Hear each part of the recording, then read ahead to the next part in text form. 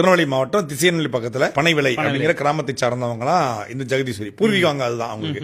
அந்த ஊர்ல இருந்து அவங்க எதுக்காக ராஜபாளையம் போனாங்க, திருமணம் செய்துவிட்டு போனாங்களா இல்ல வேற எதுவும் காரணங்களுக்காக போனாங்களா அப்படிங்கிறது அந்த ஊர் மக்களுக்கும் ஜெகதீஸ்வரிக்கும் தெரியும். அந்த திருவிழா காலங்கள்ல அவங்க ஏன் திருவிழா ஒன்று கோயில் திருவிழா அது முடிஞ்ச உடனே ஏன் அங்க போனாங்க அப்படின்னு தெரியல ஒரு பக்கமா.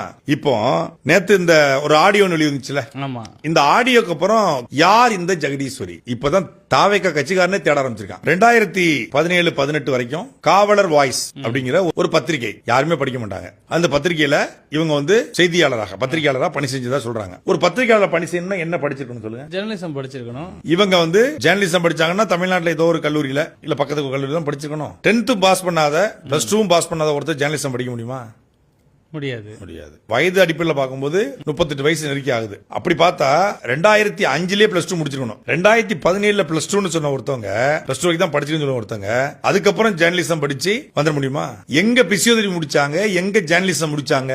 தனக்கு பேருக்கு முன்னாடி டாக்டர் ஜெகதீஸ்வரி பிஎஸ்சி டாக்டர். என்ன டாக்டர் இவங்க? MBBS-ஆ, MD-யா, MD-GO-வா, MD-OG-யா?